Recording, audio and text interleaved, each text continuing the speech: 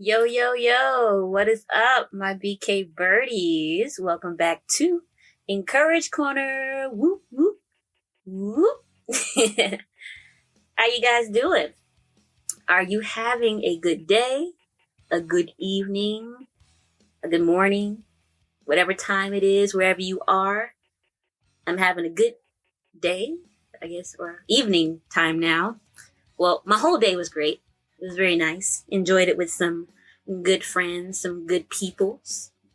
So, as you know, season 3 is the season of features, and today is no different. I have with me 2 new people that you don't know, but I'm introducing them. Maybe they'll come back for another episode. Be some regulars. Maybe. They are great peoples. My friends, amazing friends, and I'm happy to have them here with me today. So, go ahead and introduce yourselves. Hi, I'm Lynda. And? Hello, I'm Evan. Lynda and Evan. Woo! Welcome. Yay! Yay! Wah, wah, wah, wah. Finally, I got you guys on the podcast. Took us a minute. Just a little. Just a little. It's fine. So, tell us where you guys are from. Where are you from? Lynda, where are you from? I'm from New Zealand, originally. New Zealand. What part of New Zealand? From a city called Napier. Napier? Napier. It's in the Napier. North Island. Okay. And Evan? I am originally from Mississippi and America. Mississippi. Do you guys do like the M-I, cricket letter, I, cricket letter, I, humpback, I, when spelling it? In elementary school, of course. How do you spell Mississippi? M-I-W. No, I can't even do it. W. Yeah, W. See, I went to Mississippi. I have a Mississippi education. And then I went to ICC. I can't count and I surely can't color. Wow, W would be See, you're from the South too. We have a Southern education. Mind you, yours is a little bit better than mine. Wow. So we got us Kiwi. Yep. And what do they call people down in the Mississippi? Racist? No. Oh, Kidding. no. I went there too fast. No. Too far. Put your brakes on, buddy. No. Mississippians. Mississippians. Southerners. Southerners. Well, technically we'll all be Southerners. Well, for those who grew up in the country, they're called we call them rednecks. Mm-hmm. However, if you talk from someone from Alabama, Oh boy. they say they're the true rednecks and we're the gray necks. We're the wannabes. The gray necks. I don't know if I ever heard of a gray neck. Rednecks, yes, but not gray neck. Well, this was from someone from Alabama, so Oh, okay. Yeah. Well, makes sense. consider the source. Sweet home Alabama. Okay, so for today, the song that we're gonna do, or the song that you guys are listening to, well, not us, we're listening to silence, but the song that you guys, the listeners, are listening to is by the Joe Bros, the Jonas Brothers. It's called Hold On. It is a great song. I highly recommend it. It will be in the Encourage Corner playlist on Spotify. So if you guys want to give that a listen, add it to your playlist, your own playlist, which you should, because it's a great song. And Joe Bros are awesome. You can find that there.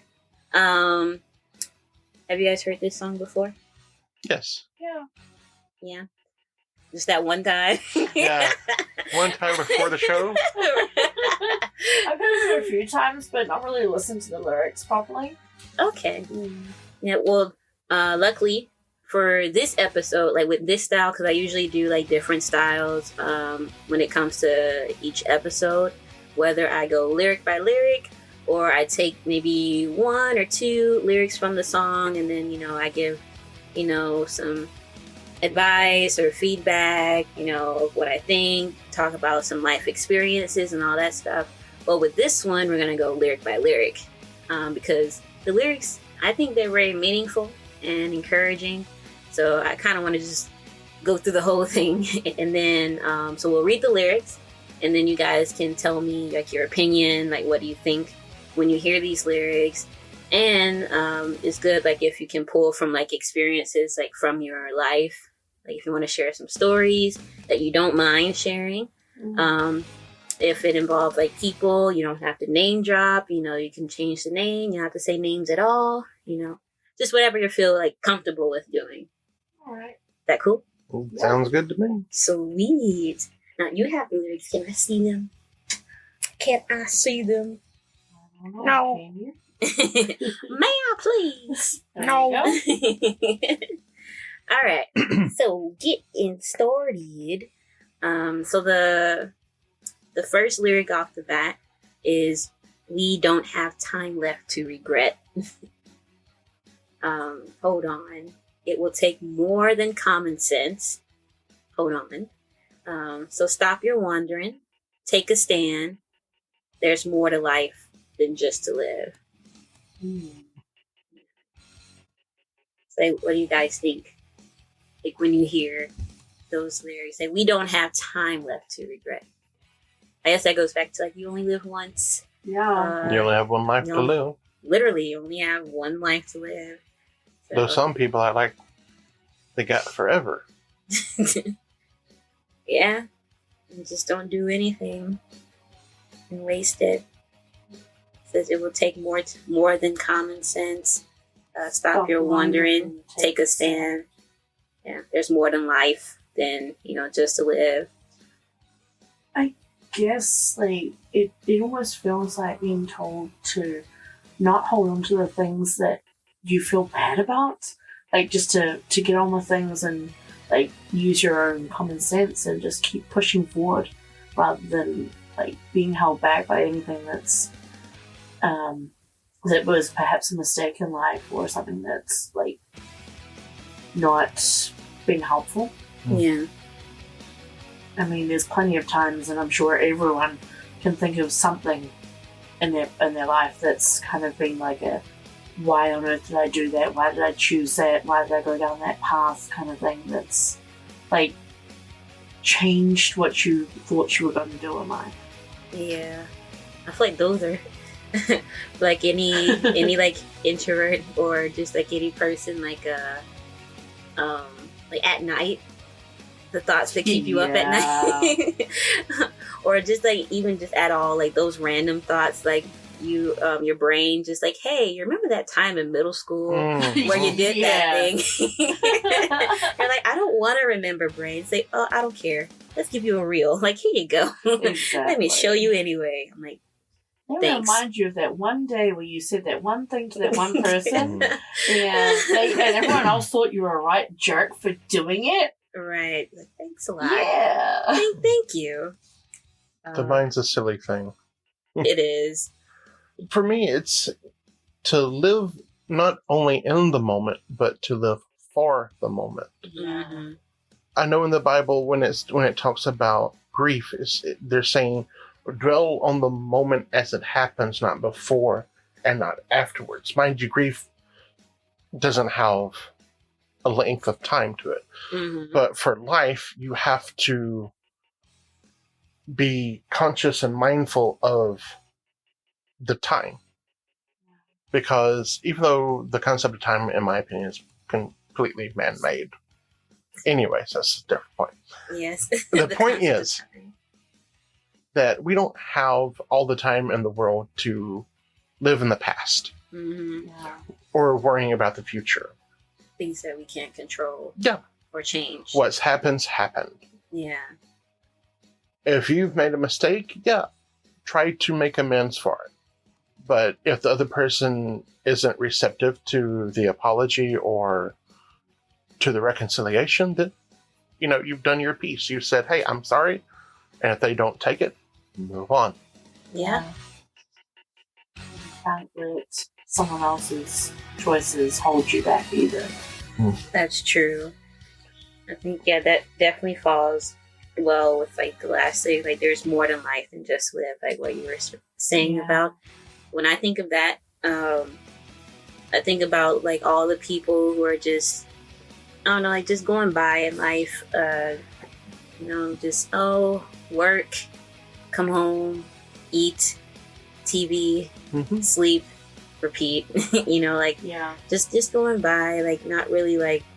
I mean, sometimes like with that situation, like people like they kind of have no choice or feel like they have no choice. Like this is what the cards that life has dealt them, and like what they have to do, like where they have like 2 jobs or 3 jobs and then just come home, like just don't have any other time. But I feel like the energy, but I feel like like it shouldn't be that way, or like you shouldn't allow it to be that way, or like even if like you feel like you've been dealt a crappy hand and like and this is what life has given you, like you can still, I feel like if you want it bad enough, like you can even take that crappy hand and like and do something beautiful with it. Yeah. It also comes down to your priorities, what you put first in your life, what you make important in your life. Yeah. For example, if you have a fixed income or on a certain budget and you're living from paycheck to paycheck, what you put your focus into with the money that's left over after you pay your bills is basically whether you put it into savings or you spendthrift. Yeah. So, and like the choices that you choose to make. Yep. Very important. Responsibility, as you said. And, we all have like the same amount of time in the day. And like, we have the same choice. Like, how do you choose to live out that day? How do you choose to utilize that time and stuff? So, yeah. So if we go into like the next part, it says, because an empty room can be so loud. Yeah. Yep. When there's silence, your mind tends to replay things, as you were saying earlier. That's what we're saying, yep.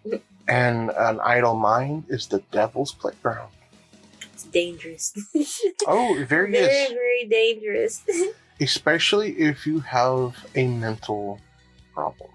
If you're mentally unhealthy, or if you have some mental disorder, it can be extremely loud and difficult.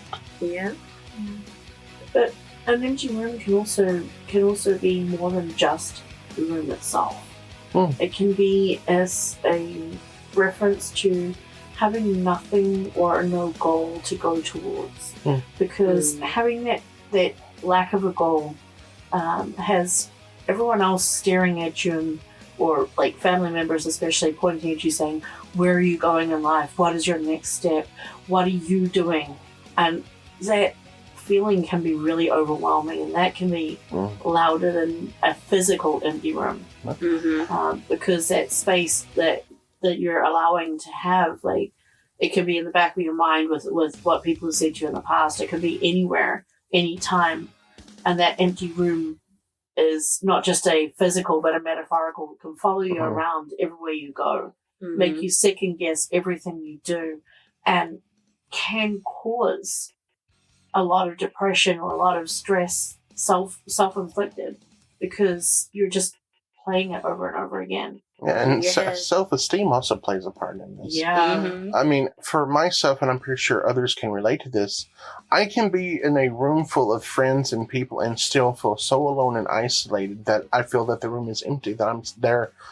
Even though I am physically surrounded by people I love and cherish, but I can still feel alone, depressed, and empty feeling inside.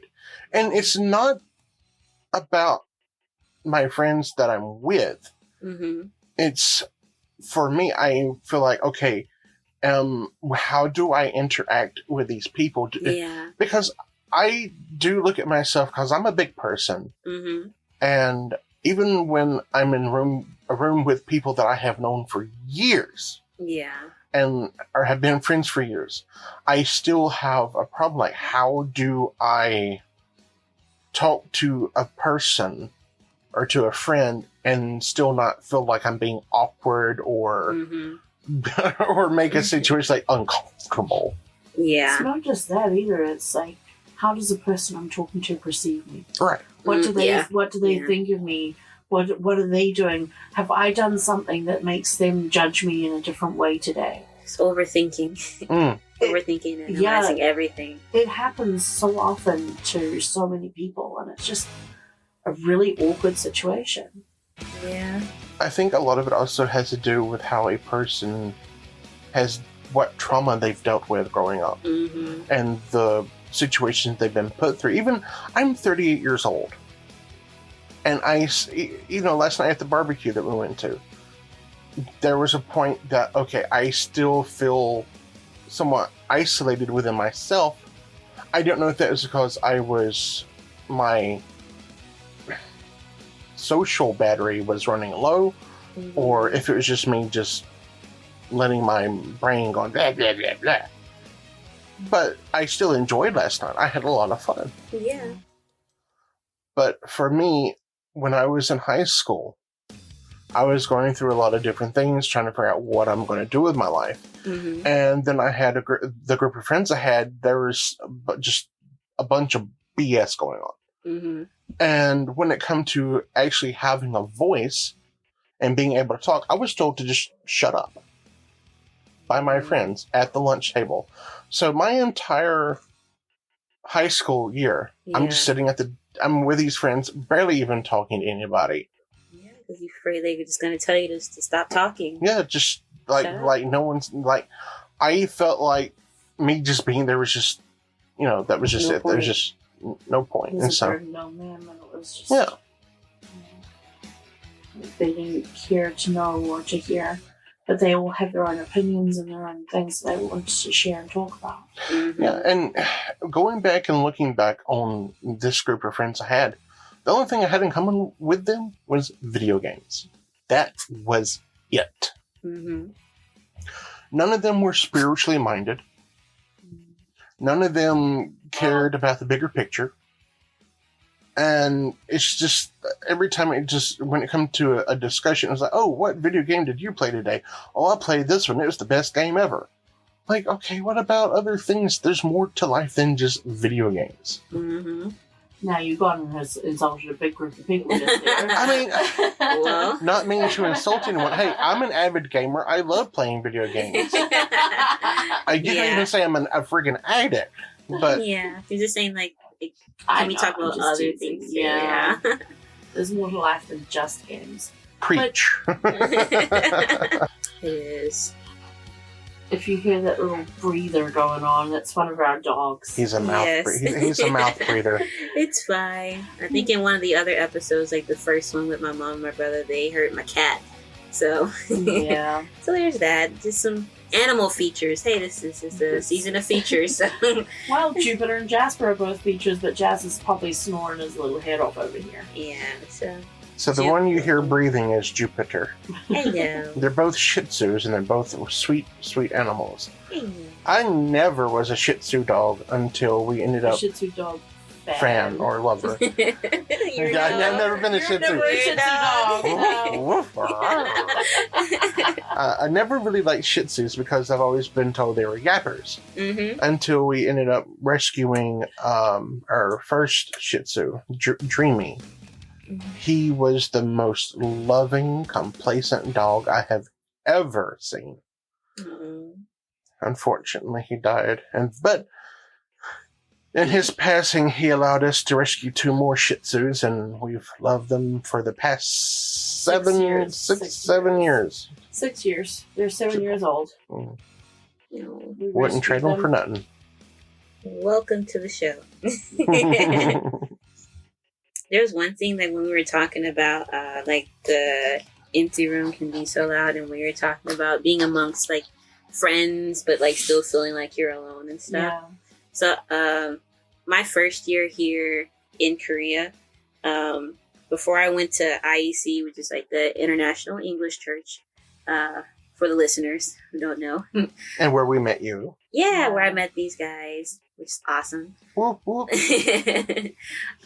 Before I went there, there's a church nearby where I live, and it's a Korean church. So everything was, fully Korean and everything like that. So they have like young adults, I guess, meeting or service. Not really service. Well, I guess like the mini Bible study, like before like the main, where like all like the young adults and stuff, like we're in like college and all that stuff in your 20s and whatnot, 20s or 30s, would like meet together and discuss the Bible and all that stuff. So with this group, they met together, I think, one night, and I was invited, like to be there, and only knew like really talked to like one of like the guys, because his English was very well, and like with like an Australian type. Oh, wow. Yeah, because I guess like he went to Australia for like I think a couple years and stuff, so like he has the Australian accent and everything when he speaks in English. So like he's like my go-to like person, but there's like all these other people there, and they're all very nice and everything, and they started playing this game. And now, like, at this time, like, my Korean is not very good. I mean, it still isn't. But, like, at this time, it was really not good. like, I'm still, like, on the basics. Like, I can, do a little bit of something, Yeah. But when they were playing, I felt kind of isolated a little bit because I couldn't really join in. I mean, I could have, but I probably wouldn't have been very good at the game. And then I started to feel like kind of self-conscious about it, like against myself, and then started feeling down, and then everything just went downhill, and then I just left. I just left. I was like, yep, this isn't it. So, and then I didn't go back to the church because, I don't know, it was just very different. I mean, not that it was bad, because it was all, like Koreans there. They're all very welcoming and everything like that, but still, I don't know. You felt like you were in an empty space because you just couldn't communicate? Yeah. Yeah, the odd one out. Yeah, and it gets like that a lot with being here in Korea, like with like the language barrier, and especially when you're working in a public school and you're the only foreign teacher in that school. Yeah, I mean, like my teachers, they know, like some English and whatnot, but it's like I don't know, with like the way that I'm becoming like lately, especially like with being like more and more introverted, and I feel like I'm becoming more like socially awkward or having some like social anxiety and like all of that stuff. So like when we have like our teachers like outings, like like teachers like here in Korea, teachers will get together outside right after work, and they'll go eat dinner together, like kind of like I guess teacher bonding and all that stuff, like morale kind of things. Yeah. They couldn't do that for the last few years though because of COVID. Yeah. But now it's starting to come back again? Yeah. I go with my sixth grade teachers. Right. So we all like when we go, it was like very awkward because like they're all like just speaking, like Korean around me. Yeah. And like because like my conversational Korean like is not very good right now, and even if I try, I can't like say like as much, and then I also feel self-conscious about it like as well.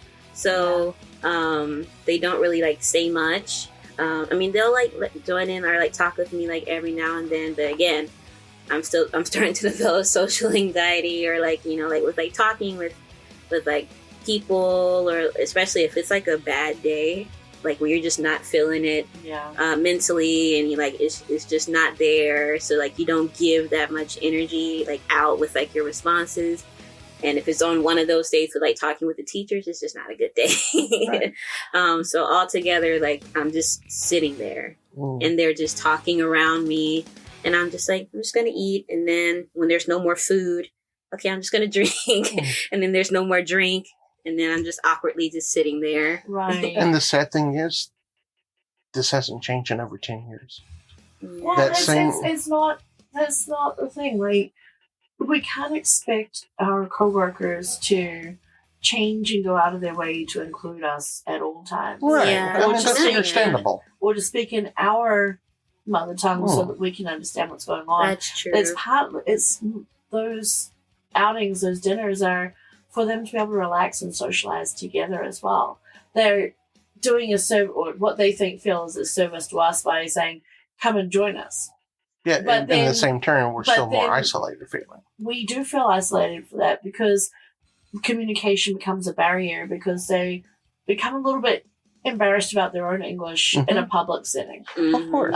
We're embarrassed about our Korean in a public setting. Mm. Yeah. And trying to communicate almost to me feels like I'm making them do extra work to communicate with me and encourage me or include me in a conversation if they have to then use English. Yeah. And like I can understand, I really do understand that feeling of like just being sitting there going, well, what do I do now? Because everyone around me is like having their own conversations, and Mhm. I'm just sat here like there's no one else for me to talk to. Right. Even when we're amongst like native English speakers, It can still be it like can still that. be like that. Like, Yeah. I work with a wonderful group of foreign teachers, foreigners being Americans and British and South Africans and Canadians, and Mhm. I mean they're not really foreign to me, but they're foreign to Korea along with me. Yeah. And we go out once in a while for a staff dinner. The last staff dinner I went to, I didn't really have anyone within the company, within the foreign section, foreigners group that I could have a conversation with. Mhm. Because the foreign staff that I usually talk to, or the staff that I usually talk to, have families and we're not at the at this dinner. And so the other foreigners, I mean, I'm friendly with them, but like they were all busy in their own conversations, and Mhm. like one of them would come and sit next to me, and then they go off and talk to someone else, and I'm just sat there like, well, do I go follow them and sit down and try and get in on their conversation, or should I just sit here and twiddle my thumbs and see who comes along? Yeah. Like it's awkward. It is. It is. Yeah. You just don't know what to do. It's like that room is not empty. It's extremely loud, but my thoughts are certainly empty, and I'm not focused on anything there. And should someone come in and tap me on the shoulder or try and talk to me, it's going to make me go, "Oh, what?" kind of thing, you know? Yeah. And that's one of the reasons I don't like going to bars, Mhm. because Yeah. there's just so many people there, and I get social anxious, social Yeah. anxiety, and it's just like I'll be sipping on my drink and I'm listening to everybody else's conversation, Korean and English. I'm just like, I'm gonna go home. What Yeah, time is it? wanna go home. I want to go play my game. I want to go and Yes. watch my TV show. I want to go and find something I want to do. Yeah. The last time we went was what, last weekend or the weekend Yeah, before last weekend. And I was sitting at the end of the table, but usually most of the times I put myself in the middle of a table or something because I'm a big guy and there's a lot, not a lot of room to move around. I decided to put myself at the end to, be considerate of other people who will be getting up more, so they don't have to get around me and have to move and all this other stuff. This is for language connection, right? Yeah, this is after round 2. language connection. Okay. So I just want to give them context. Yeah. So there's like a language exchange program and here in Korea where Koreans can come and practice their English, and those who are English speakers can, in exchange, practice their Korean. So round 1 is just like the simple, like meetup. The actual meetup itself. Yeah, the actual meetup itself, casual conversation, play games, at a cafe, talk, conversation, practice. Round 2 is at a bar, usually on a Friday, like the Friday meetup. Yeah, they would go to a bar, and even more casual, some drinking involved, some chatting. Like there's some people will drink the non-alcoholic drink, some will drink whatever.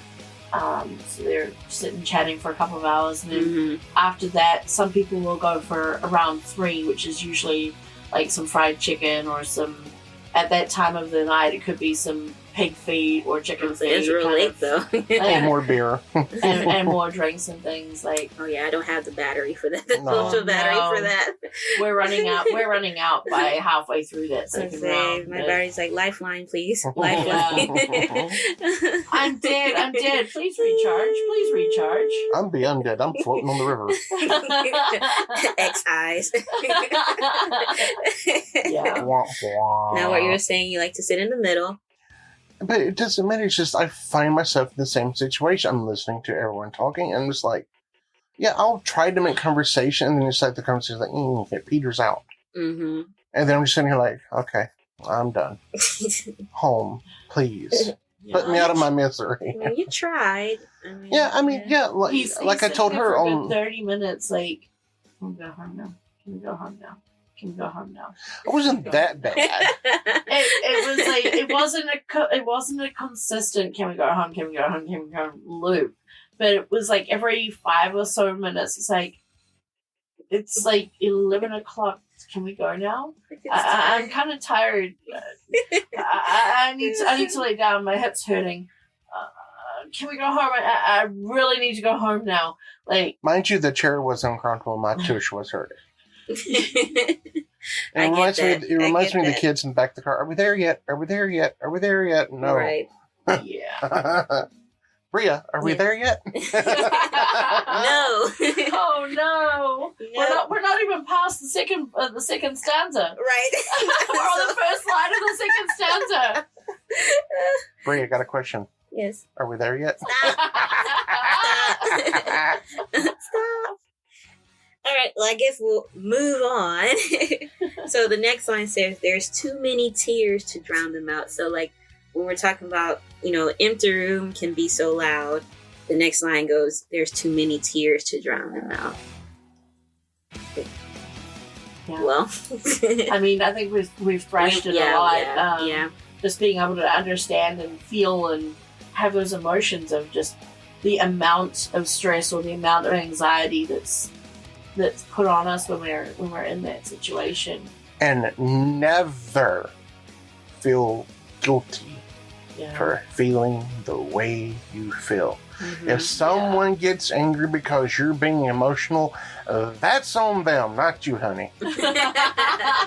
Yes. I don't care if you are the most masculine person, man. Mm-hmm.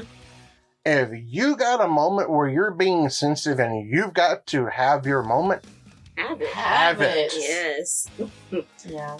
even for a woman who is a single mother who is strong and has fought in her fight, and you know what I mean, has fought a good fight, Ran a good race. and still fighting. Yeah. Mm-hmm. Single mother, for example, single mother of 3, Mm-hmm. going through hell and back. Mm-hmm. She deserves to have her moment. Yes.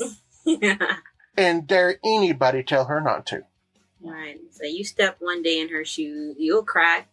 You step a moment in those shoes. Yeah. That pressure is just so It's much. a lot. It's so much to deal with. I mean, any kind of stress, any kind of anxiety, any kind of pressure, it's a lot. it is a lot.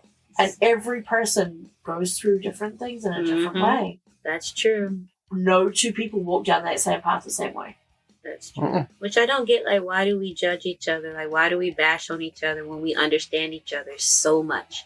Yeah. Because we literally each go through something. We each go through a problem. Like, we each are suffering in, like, our own ways. So, like, why? Like, why bash on each other for going through something that you are also going through? Because we've been ingrained to do so.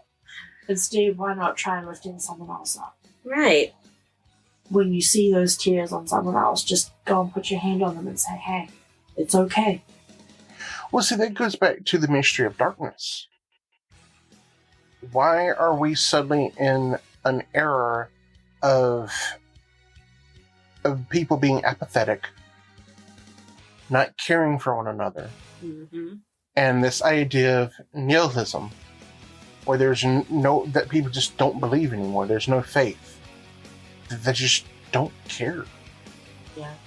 I've seen a video on YouTube from this girl getting run over in China, and no one stopped. They just kept going. The truck kept going.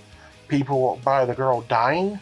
Nobody No one stopped did. at all? No one. What is happening?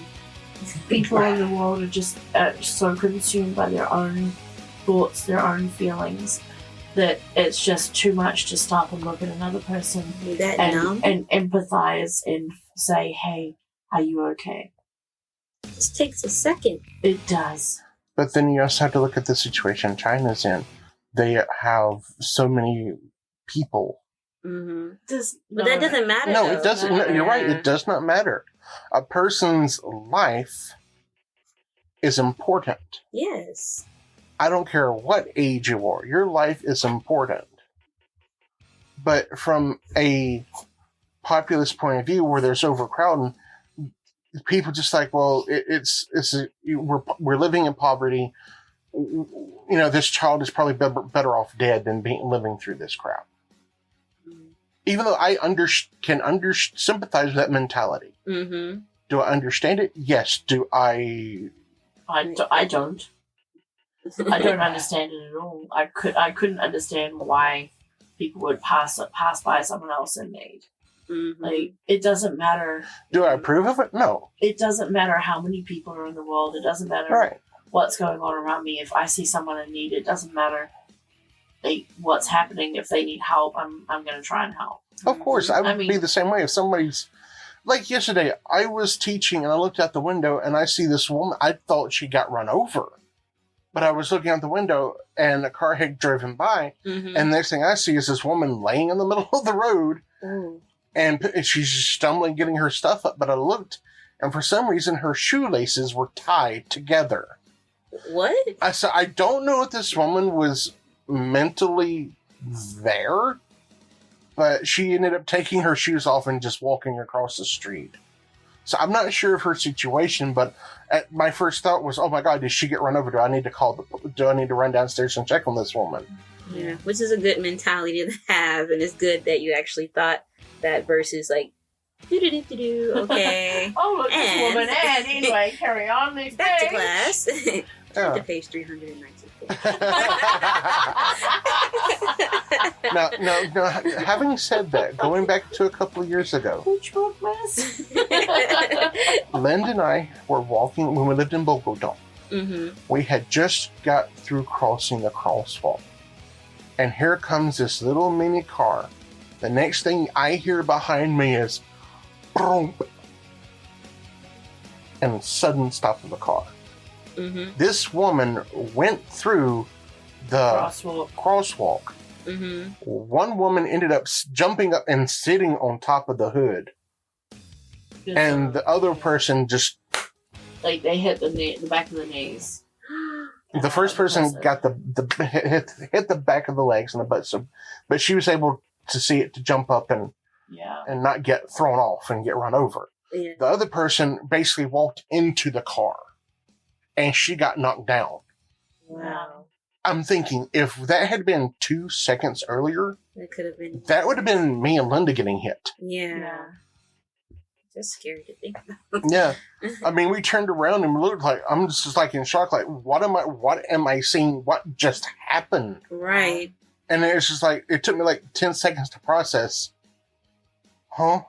But the woman that got knocked down, she was stunned and dazed. Okay. But because I'm a foreigner, I don't speak Korean. I'm just like, okay, other Koreans came and started taking care of this situation. Yeah. Okay, so situation was taken care of. But at least, like, you stopped to, like, make sure, like, just to assess everything. Yeah. Yeah. But, see, the scary thing is, though, here, if we had stopped and done anything to help, you could get in trouble. If there had been injuries, we could get in trouble. We could get blamed as well. Which doesn't make sense. It doesn't, but that's just the way that things are here, and, like, people can try and claim blood money from those who have helped them in an accident, as well as ones who have caused the accident. Well, the same situations happened in the States a couple of years ago. There was a guy who was in a car wreck and ended up in the fire department, pulled him out of the wreckage, and he sued the fire department and actually won. Because, like, I did not tell you to pull me out of the wreckage. That's very crazy. It's like, it's their job, though, to rescue you. Yes. But it just begs the question, like, okay, I'm doing my job, and yet I'm getting sued for doing my job. Yeah, I don't understand how did he win for that when they were literally doing, like, their contracted job, like their actual job. I don't know. The thing is, I don't know if them pulling him out caused him More damage? or not. I don't know the entire story. So what do you want to do? Be left in a squished car? I guess so. Like, okay. Now it also goes. Now there's been certain situations where EMTs and fire department have been sued because somebody calls an ambulance and don't know the person they're rescuing has a do not resuscitate, a DNR, and they bring this person back, and then they're liable to be sued because, like, I have a DNR. Well, do you have a bracelet? Yes. Did you check? No. Well, then you're liable. I mean, that situation, I understand that. Well, if they're labeled, then that's one thing. But if they're unlabeled with a DNR, then there's no way to know. Right. And in that case, they cannot be sued. They cannot be harmed for that. It's not fair. But a person will try. So moving on. Moving on to the next line. Yay. So it won't turn into a 2-hour podcast. 4 hours later. Oh my. 4 hours later. So in the next line, let's see. We have, so hold on. Just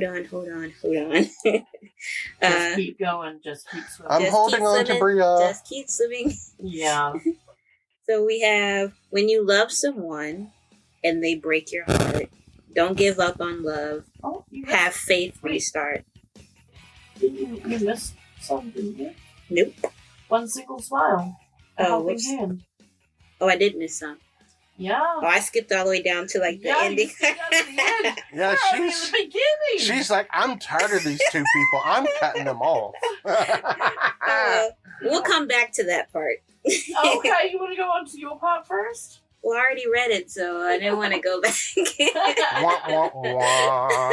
We'll go back to the other part. I didn't know I skipped up because they look the same. Literally, it's the same layout. No, honey, no. Because I went from, because an empty room, there's so many tears, so I went down to the other because an empty room can be so loud.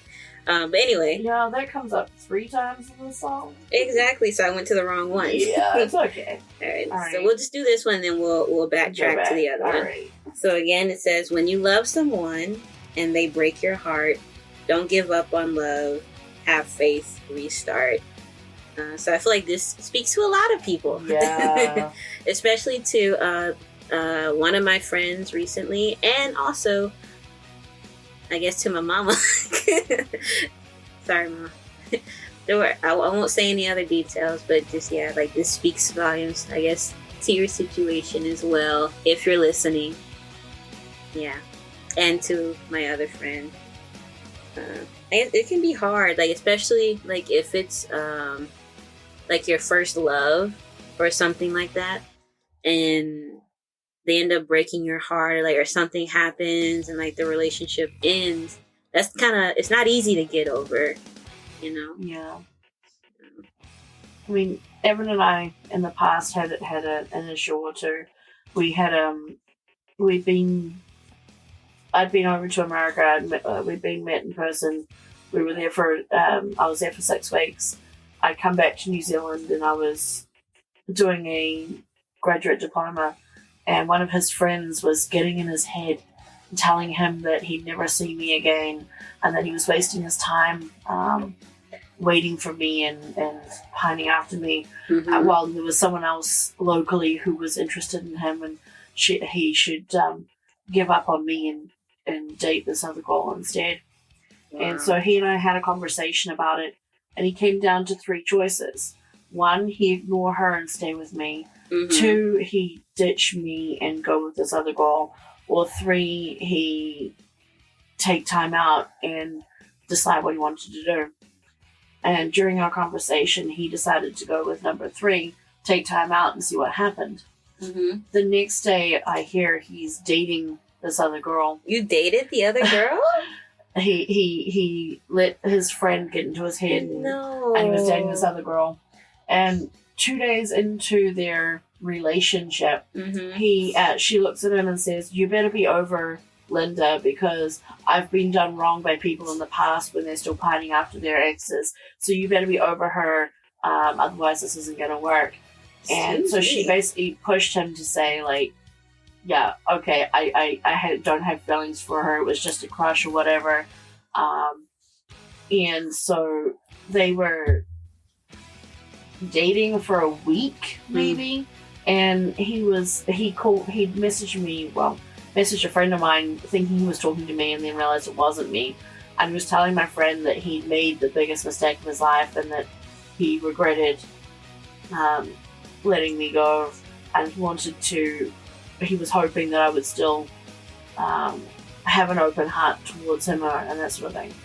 And so he basically convinced my friend, or asked my friend to convince me to call him. So I called him back later that night, and he's like, you know what, I don't have feelings for this other person. I miss you and I want you back. Would you consider taking me back and returning to the way things were with us? And so it was an interesting experience to go through, because like I was walking around numb for that week. I had no idea what to do, what to think, or how to feel. And he was like, yeah, I really screwed up. This shouldn't have happened. Why did I even go there? And basically just said, please forgive me. Please, can we restart? The biggest issue was that, well, there's two issues. She was very self-conscious. She's a big girl. Okay. But this is the one that you end up... Yeah. Okay. Yeah.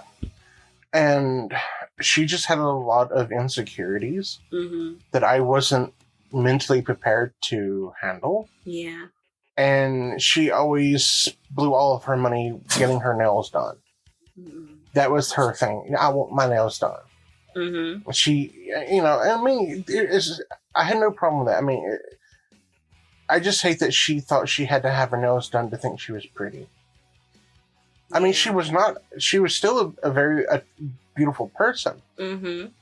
But she just had so many hang-ups that I wasn't ready to deal with. Yeah. But her personality wasn't that great. She was kind of like,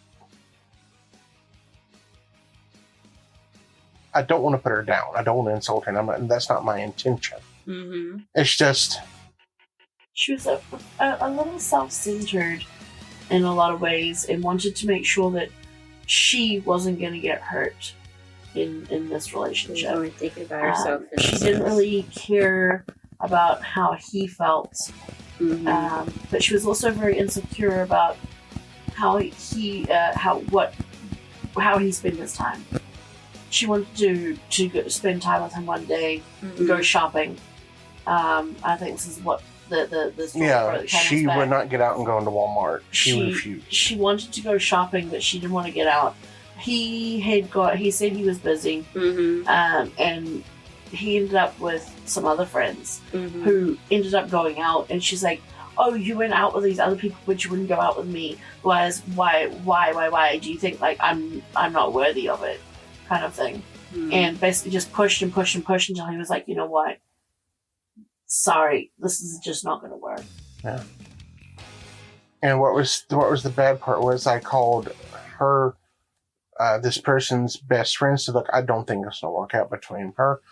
I'm just letting you know. I'm going to call it off, and I'm going to talk to her tonight. Not even 10 minutes later, I get a phone call from the girlfriend, and her best friend had just called her and told her what I said. So my friend threw me under the bus. Thanks, friend. Yeah. Thank you.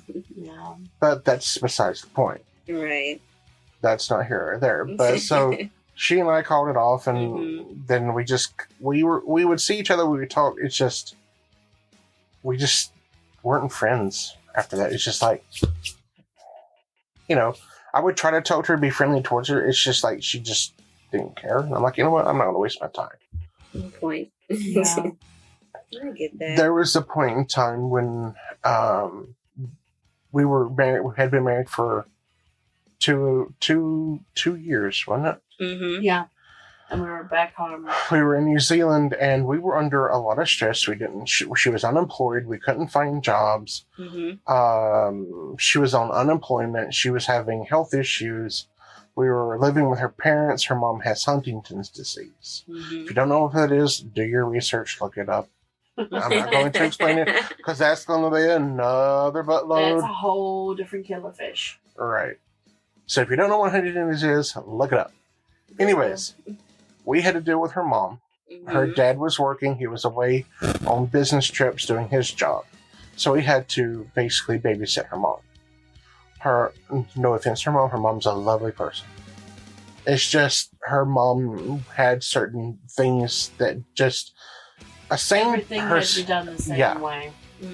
A sane person wouldn't care. And insanity is you do this in repetition and expecting the same or expect different results doing the same thing.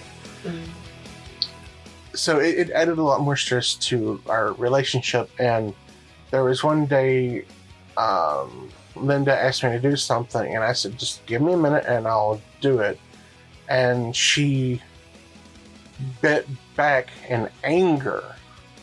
I wouldn't say anger, but yeah, it was just a just response that came out the wrong way. And I said, something was said, and I said, well, don't yell at me. I said, I'll do it. Just give me a minute. She's like, well, you deserve to be yelled at.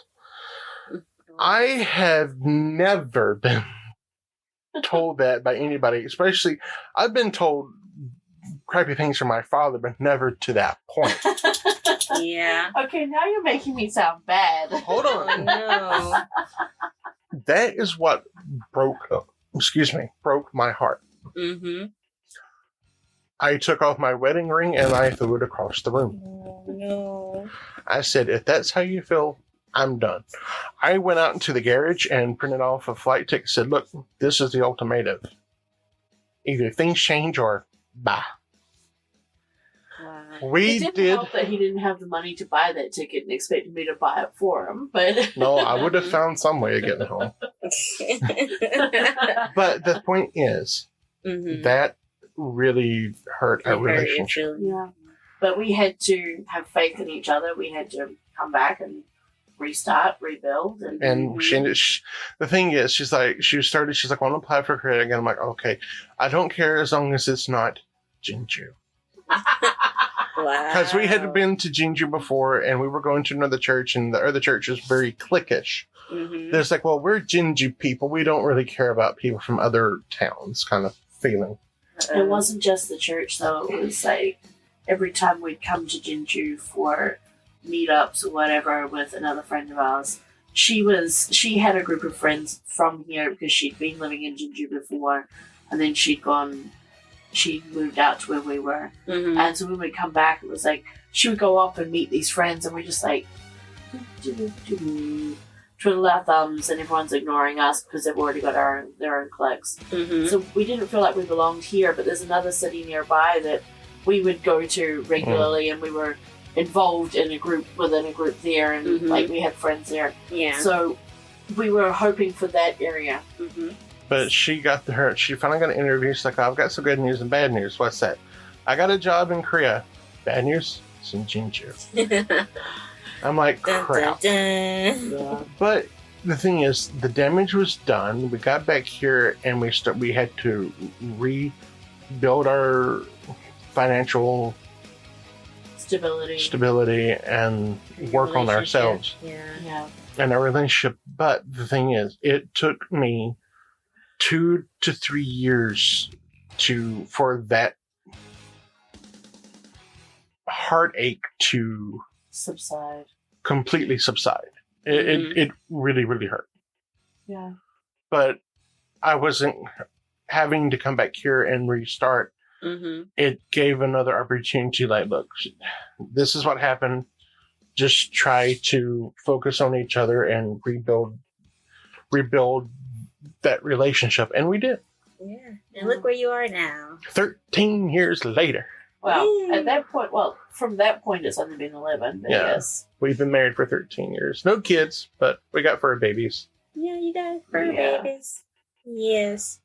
And also at this point of this episode, it is Father's Day. So, quick shout out to all the fathers out there. Yes. That are in their kids' lives and actually physically there. Yes. Yes. Like, not just because you... Not just because you were a donor. Yes.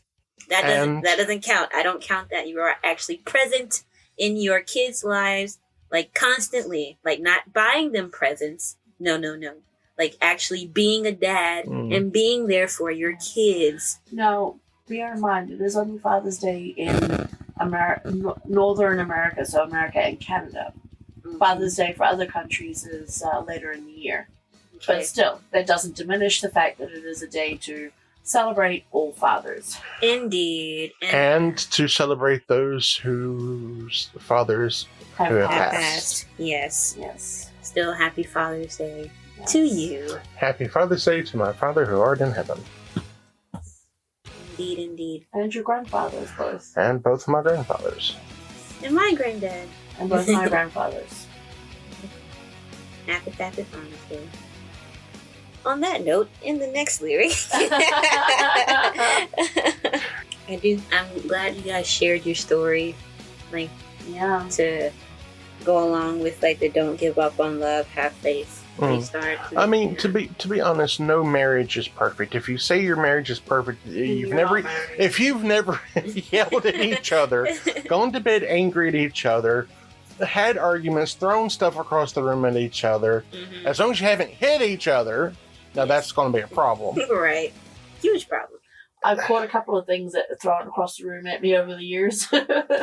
One of them was a massage gun by accident. That was thrown at the floor. Yeah, it slid across my head, took me out. And I apologize profusely for that one. Have I ever physically hit my wife? No. Good. Do I ever intend to? No. Will I ever? No. My father once told him, if you ever hit my daughter, then you'll be hitting the ground and never walking again. He doesn't mean that as a literal, it's more of a figurative statement, but it's an interesting sentiment to think about. Like, if you ever intend to hurt someone, think about the repercussions of what will happen. Yeah. But seriously, if you've never had an argument, then I want to know your secret, because either you're full of bull, or you're not married, or you're just not in the picture.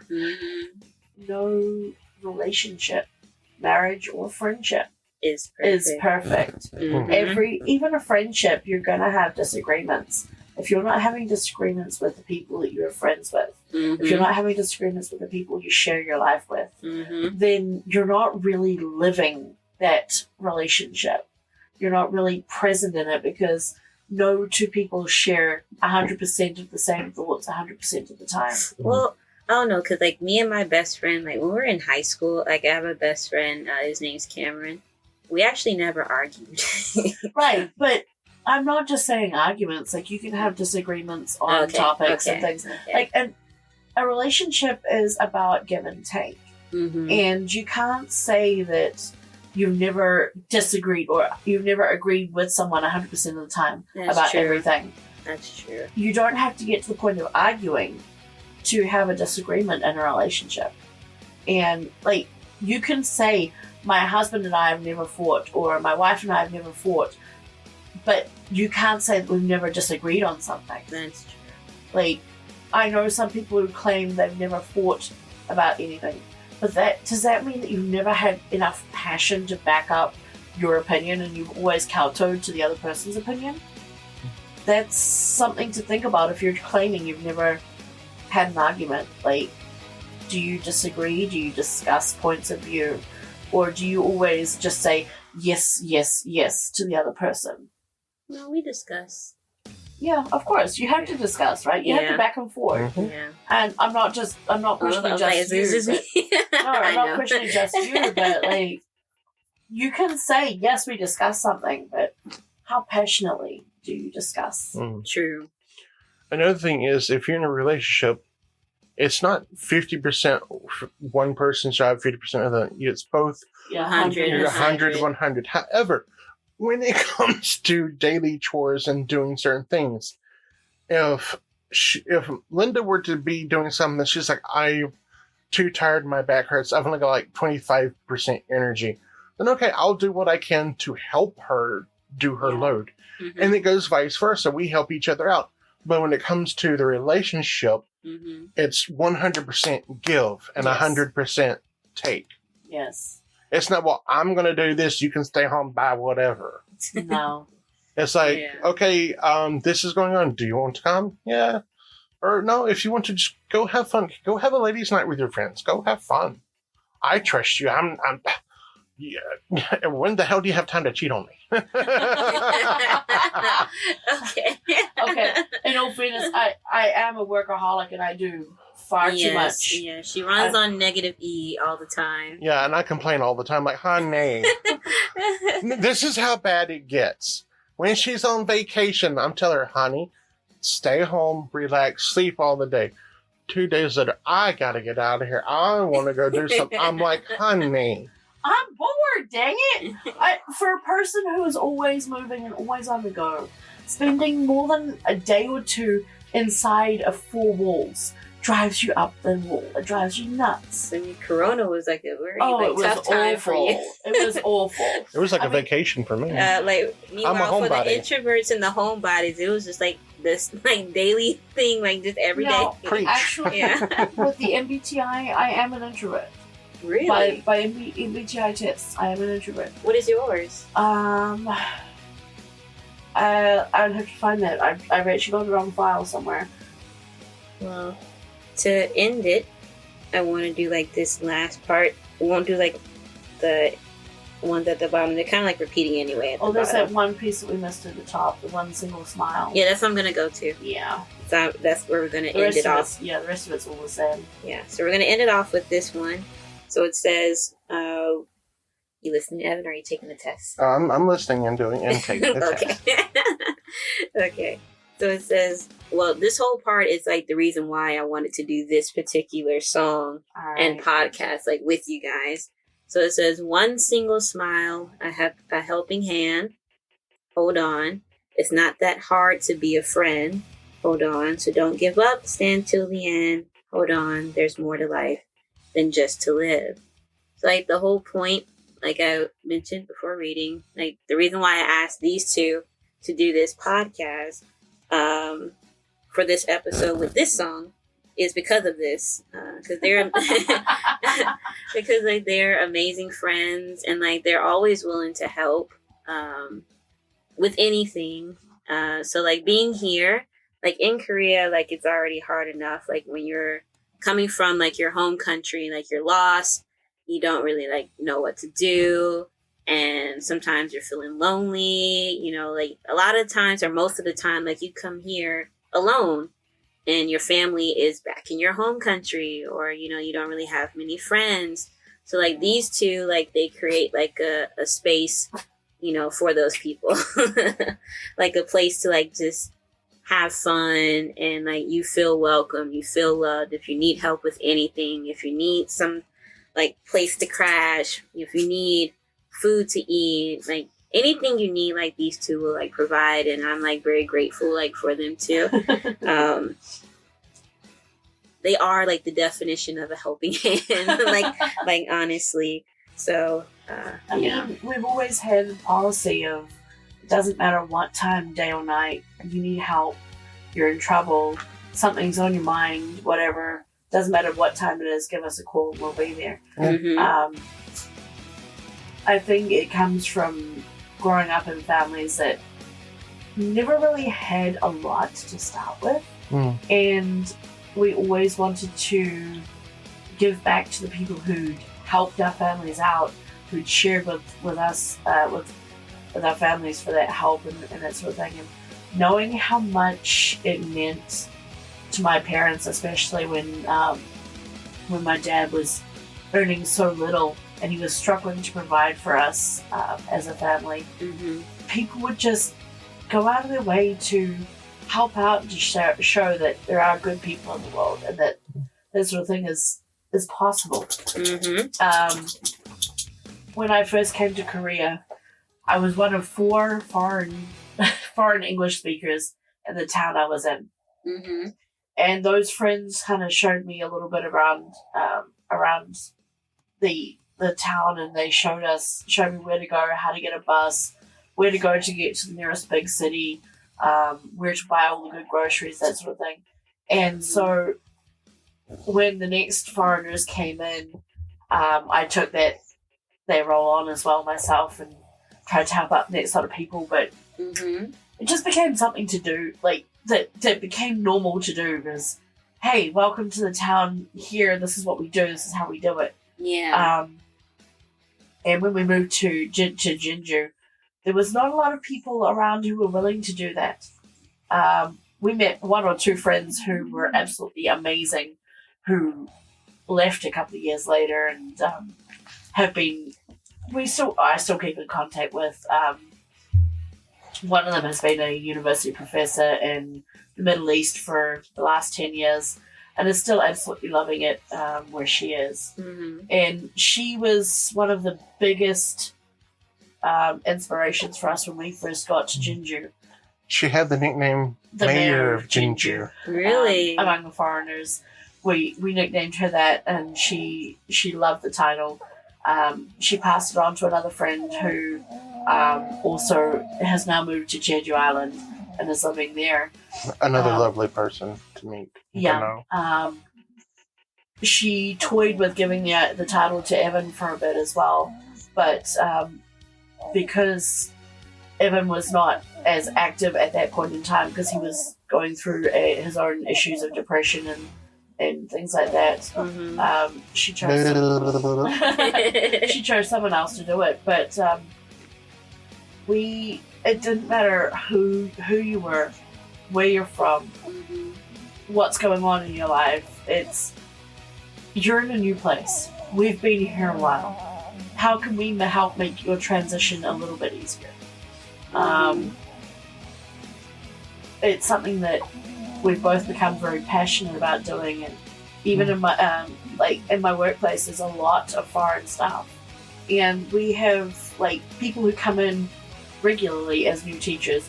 Some of them have been in Korea for a bit. Some of them have been traveling for a bit. For some of them, it's their first time abroad.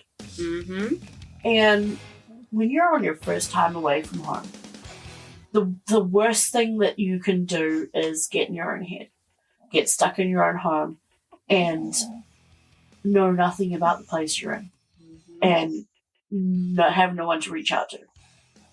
Yeah, we've got Facebook community pages, we've got Instagram pages and things like that people can find information on, but what's better than having someone actually say, look, come with me, this is where we go to do this is how we do this. This is the phrase you use if you need to find this. This is how you do this. It doesn't matter who it is. We've had some people who we've helped and never seen again. We've had others we've helped and they've become great friends. We've had others who we talk to in passing because it's just when they need help, they'll come and ask us.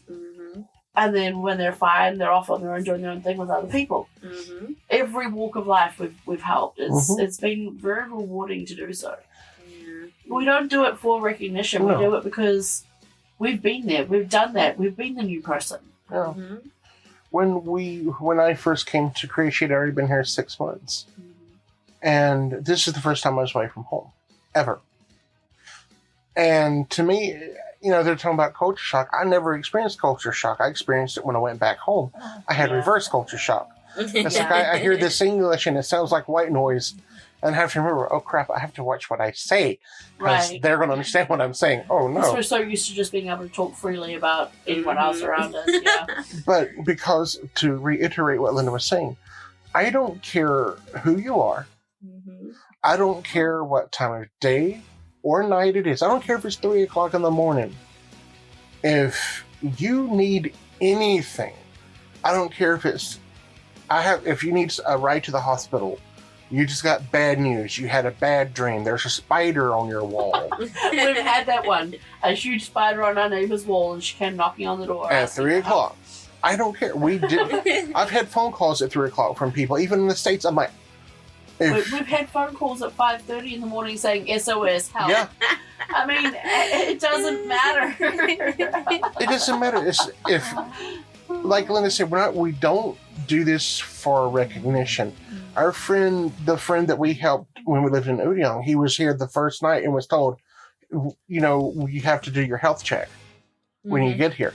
And he did his, and it's like, oh, well, you got kidney problems, liver problems, because the enzymes are high in his results. Because, he just flew and out of the world and then had to go do this test. They tested him the day he arrived. It was insane. Like, it shouldn't have been the case. He's dehydrated from the flight because you don't drink a lot of water, and your altitude differences and all that sort of thing cause havoc on your body. Yeah. But they took him straight to the hospital after picking him up at the education office. And they took him, the testing came back with problems. And he's like, I've got to go back in a week. If I fail in a week, then they're sending me home, and I have to repay the airfare, and I have to pay for my own flight home. Yeah, and he's just in tears, and we just met this guy.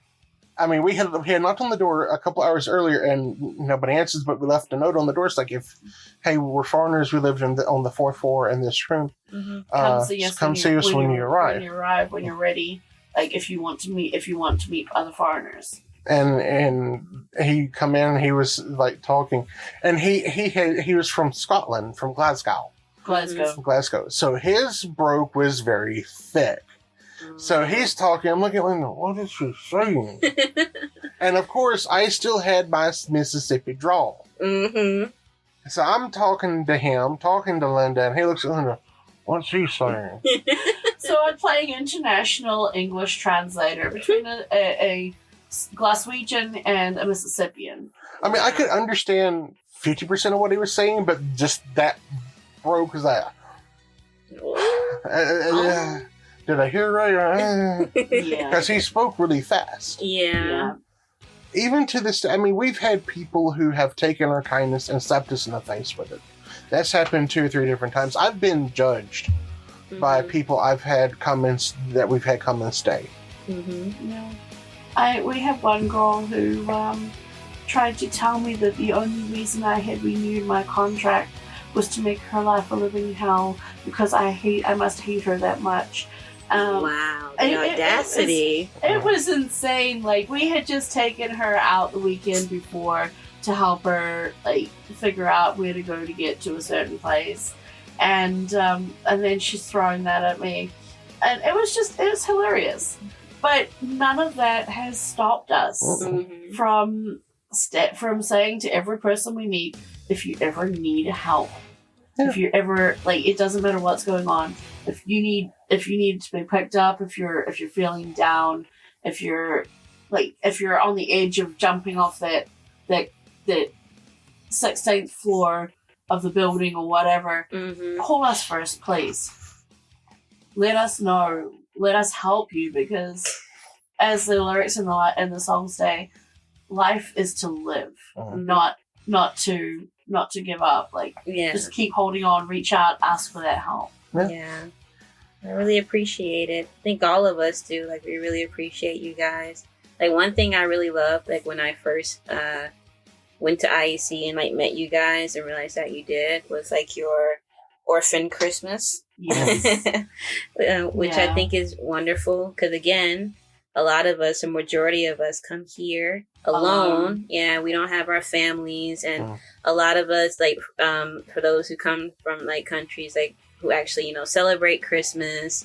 And Korea's everything. Christmas is really lonely. It's because it's for couples. It's not for family. It's not to. Well, it's starting to change a little bit, but originally, it's for.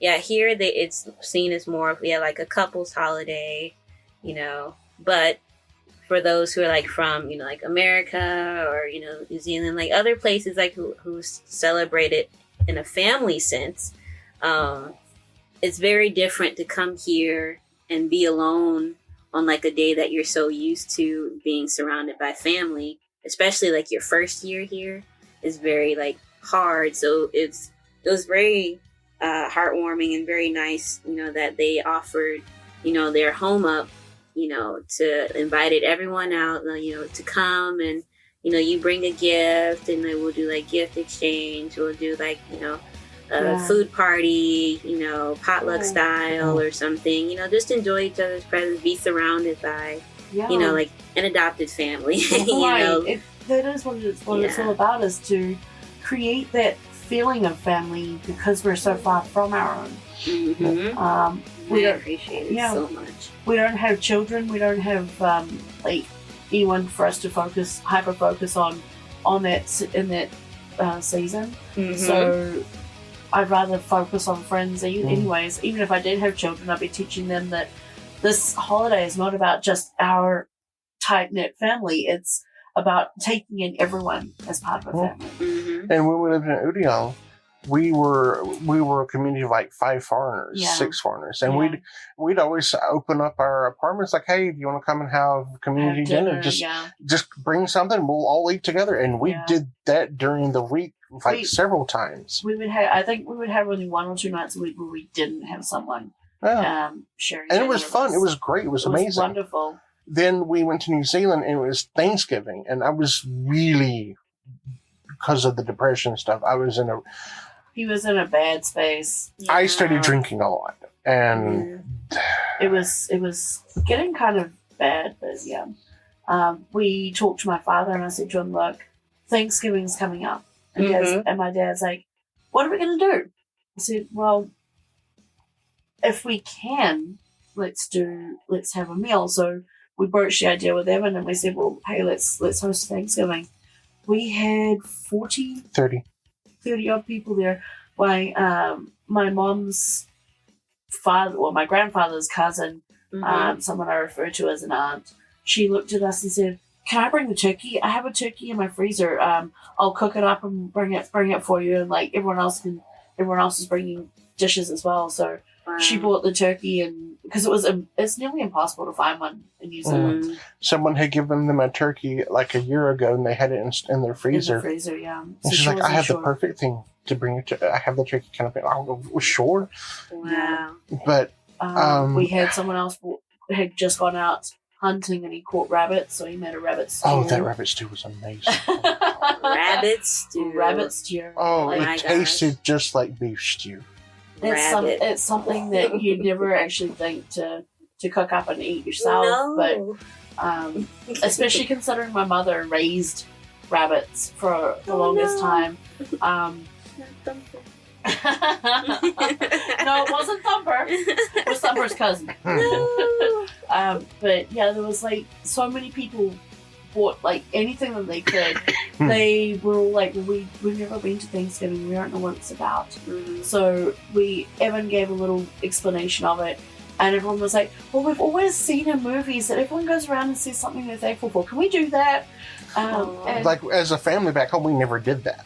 Yeah. But it's like, why not? Yeah. I mean, but it was basically an international dinner. We had Kiwis, we had South Africans, we had Maori, an American, a South African. Like there was a lot of people from different places, and it was walks amazing. of life. It was an amazing meal. Wow. I spent from 9:00 that Friday morning till 9:00 Friday night cooking cakes, everything. Pies. That's how it is. It is. He was doing more the night before, like because he wanted everyone to really experience something that he felt like was part of his culture, which was an amazing thing for my friends and family to experience as well. But even the year before we'd done that, in Odong we had 19 people and a dog in our tiny 1-room apartment for a Thanksgiving meal because like friends from another city were like, well, what are we going to do? And we're like, hey, come on over, come and share with us. We've had like the Orphans Christmas you're talking about. We've done that. Like we did that 2 years in Odong. We've done that for 12 years in Ginger. Until we came here. Even COVID, until we moved into this apartment.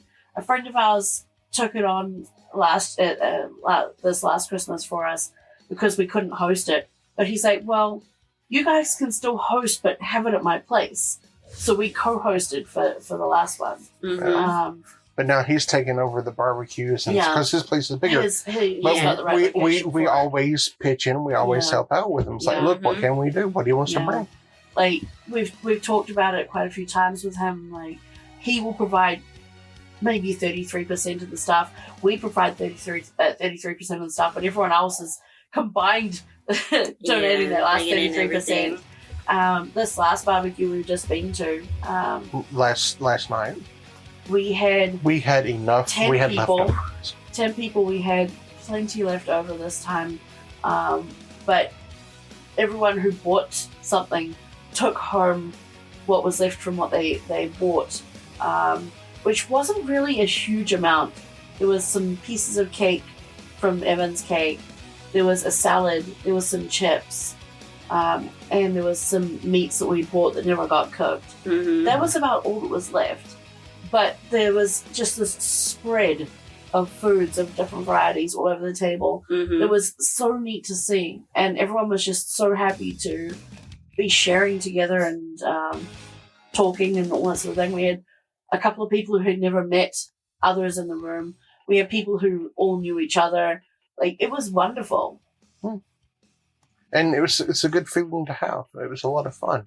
It is. Say that you missed out. It's okay. Now, the thing is, people's like, well, why, how can we pay you back?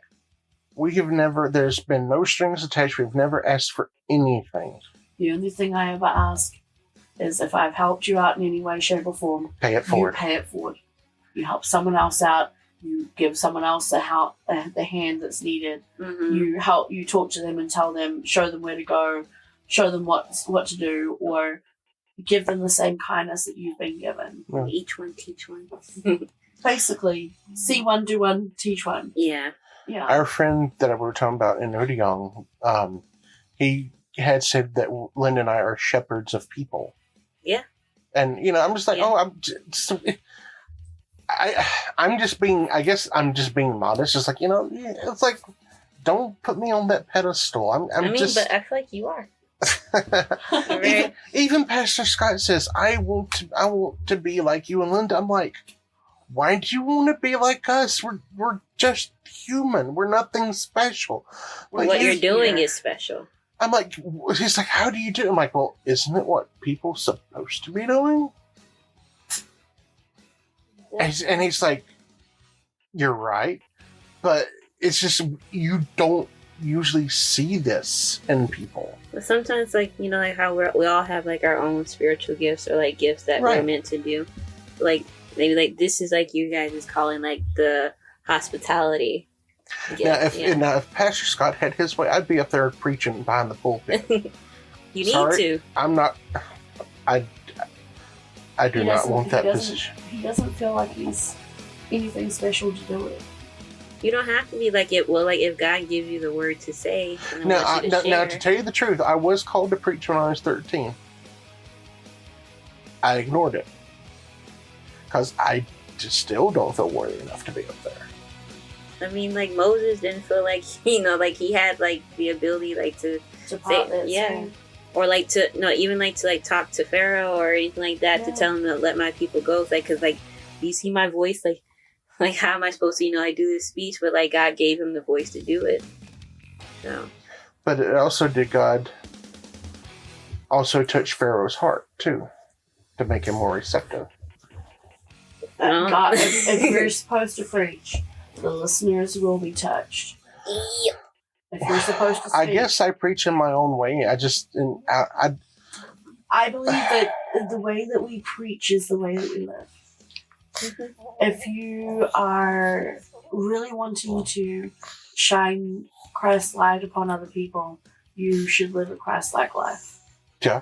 I from everything I've read in the Bible, it's always been a case of if you need help, here's the hand. And if you need guidance, here's the advice. If you need love, here it is. And what is God? Love. But if you wanted to question whether you're a preacher or not, it's a case of look at your life, look at how you live. Everyone is a preacher in their own way, shape, or form. Everyone has something to say, and we're all tools of our higher power, our higher being. Testimony of life. Indeed. And if there was anything that we could encourage anyone to do, it is to live the life the way that you believe that your higher power, your guidance in life would expect you to live. Wait, with that, since we're already like on this part, so usually like at this time, like after talking about the song, I ask my features or whoever's here to give like any lasting like encouraging words. If there is anything anybody should take away from this, quoting Mrs. Kasha Davis, there is always time for kindness. Yeah. Just go out there and live your life in the best way possible. Be the best you and put your best foot forward. Like, be the change that you want to see in the world. Yeah, I like that advice. I always like that advice. Yeah. Like, if you can see someone who's down and not feeling good for the day, just go and put your arm around them and say, hey, how are you? If you see someone who's struggling, ask, how can I help you? Like, that's true. Just step it up and help out rather than being a bystander. Don't be the Chinese people watching the poor kid on the road and walking away. Be the people who actually reach out and say, hey, are you okay? Yeah. And also, like, in the song, it talks about, like, how important, like, a smile is. Like, a smile actually can go a long way. Like, if or just saying hello. Like, if someone's, like, walking along the street, just, like, greeting them or just smiling at them, like, that can, like, make their whole day. Because a lot of people, or a lot of us, like, we go through life feeling alone or feeling like nobody sees us, feeling invisible. So the fact that someone just said hi to me, someone smiled at me, like, wow, like, you can see me, like, I exist. Yeah. Like, I'm here. Like, I feel good. I've been told that a smile has stopped someone from committing suicide. Yeah. I mean, I often laugh when we're walking down the street and the parents say to the kid, tell, look, there's a foreigner, say hi, say hi. And then the kid very shyly says, hi. And I love being able to reply to them in Korean saying hello or annyeong or whatever, just because it makes them also feel seen. It makes them like realize that they don't have to use English to communicate with us. Likewise, we don't have to use Korean to communicate with them. Like, there is ways we can communicate with gesture, with smile, with facial appearance or whatever. Even if you're wearing a mask, let it hit your eyes. Yep. I think we all learned how to use our eyes. Remember to smile. Smile with your eyes. It's a wonderful thing. Yes. Now, you asked me a question. What was my personality thing? Yes. I am INFPT. You're INFP. I am what is called a mediator. Okay, I can see that. I fluctuate between an INFP and an INFJ, so I call myself an INFPJ. Pajamas. Yes, but I can see that you're like very like spontaneous. The Like, poetic, kind, altruistic, and always eager to help a good cause. Yeah, yep, that's you. I'm 53% introverted. You're 53%? Oh, jeepers! I'm more introverted than you. I was at 63. I'm 66% intuitive. 71% feeling. Yeah. 63% prospecting. 53% turbulent. The only thing different is the perspective versus judging. Our numbers are very similar otherwise. So you're more planning type, he's more spontaneous. Yeah. Very much so. But he hates it when I try and be spontaneous and say, hey, let's go and do something. Because he wants to know in advance. So it's ironic. Like, we do balance each other out. But there's a huge difference. When I'm in the States, my personality is different. Oh, yeah. Here, I'm more of a social butterfly. In the States, I'm not. He locks down. I think it's something to do with his environment growing up and the associations that are with it. Yeah. Well, most of those associations are dead ends now. So. Well, hey, it's a chance for a new life. Amen, sister. Time to restart, move on. So we're almost hitting 2 hours. Well, not really, but like we're gonna get there. So let's not. Let's do. No. I'm sorry, poor listeners. I'm thankful if you've gotten to this point. Right. I might have to do some editing and like cut down like just a bit. Or just make it a 2-part. Yeah. Well, I've never did it like a 2-part. It's always just one. Always a first. That's true. I don't know if I feel like it. So this next part before ending it is about promos and shout outs. So like, do you guys have any promotions or things to shout out? You first, Evan. Any promos or shout outs you would like to do? Nothing comes to mind. Nothing to promote or anything you want to shout out to anyone?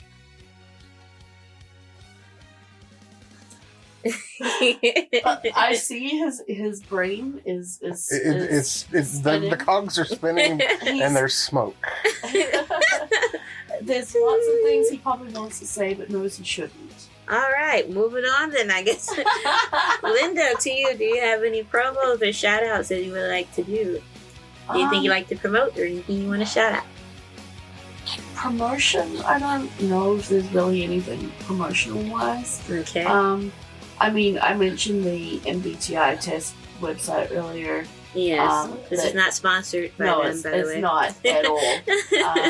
But you can if you want. Yes, please. That takes sponsorships. Yeah, the one that Evan has just finished doing the test of, and one I was doing earlier was 16personalities.com. That's what I usually use. Yeah, that's one that's quite frequently used because it's a free to do the test part.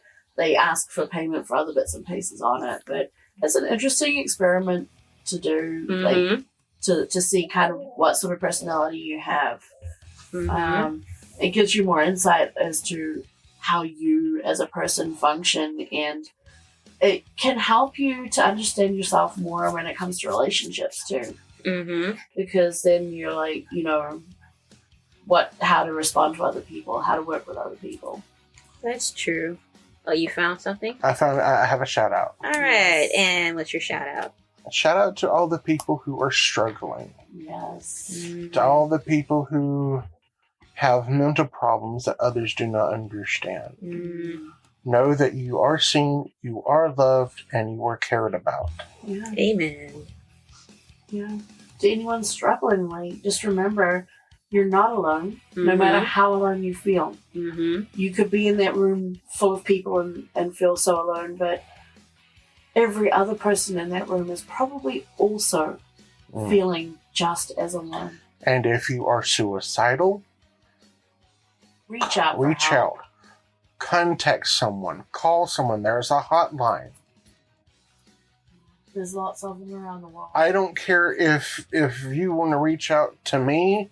I may be a stranger, but if you need someone to talk to, we're all ears. We're all ears. That's true. Like, at least like have that one person, because sometimes like I know, like in your head, like you feel like it's hard, like to say something, even if you need to just like write it out and like hand that paper to like someone like that you trust, you know, or like. Because I know a lot of times people feel like, oh, like, I don't want to place my burdens on their burdens because I know, like, they're already dealing with a lot. So, like, what right do I have to, like, place my hardships on top of theirs when they're already dealing with so much?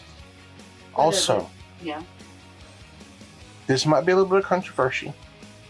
Okay. And I apologize if you get heat for this. I might edit it. It's fine. June is Gay Pride Month. If you are struggling and wanting to come out and you do not feel like you have a safe space, you are always welcome at our table. That's my wife and I, our table.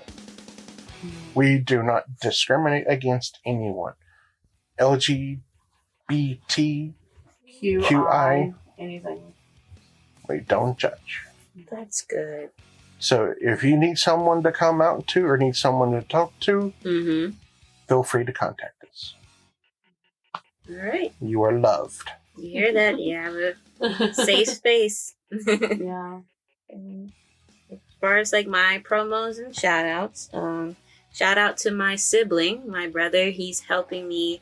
Well, he will start helping me out as my new hired social media specialist or marketer. Yes, so congratulations to my brother. Yay! Yes, we're actually talking about it a bit this morning, but we got sidetracked because that's what always happens when we like talk to each other and we end up talking for hours and forget like, okay, why were we here? Why did we start? So we actually had, oh shoot, we're supposed to talk again tonight. Well, it's fine. It's only 9:39. So yeah, I guess, yeah, I'll be talking to my brother later. But anyway, yes, shout out to my brother and his new job. Yay. Which he will be getting paid for. That's So, awesome. because like it'll be nice to have a little something on the side, little moolah, and to add on to his resume, like the things that he can do and whatnot. So, and then another is my mashups. So, guys, I did make a new mashup, so make sure you check that out on my YouTube page. That's Bria Korea. Yeah, just type that in and you'll find it. And if you follow me on Instagram, if you go to the link tree, it'll take you to all that you need. Access to my YouTube channels, to the online store, to the audio Mac where you can hear all the audios, the mashups that I made. Anything you need is all there. Okay? And lastly, shout out to Nia and Ariel for they helped me out with the last episode you guys listened to. So yeah, shout out to those two. They're great peoples. And shout out to all my listeners. Thanks for listening. Thank you for being here, my BK Birdies. Oh yeah, I meant to ask, are you guys birdies? Do you guys consider yourselves BK Birdies? Sure. I've been listening for quite a while. So you classify as a birdie now? Yay! Okay. Are you a birdie? Would I'm you a say chickling. You're a chickling. It's like you're growing into a birdie. Yeah. Yeah. Yeah. I will listen because I don't have Spotify. You don't have to have Spotify. Where do I listen to it? Because usually I'm in the car with Lynda. Because Lynda usually puts you on in the car. There's like plenty of spaces that you can like pardon the dog in the background. Jasper just got woken up. Okay. But yeah, you can find me. Well, I'll show you where you can find me. But if you Right here. like literally bed. all you have to do, if you just type in Encourage Corner in Google, it'll take you right there.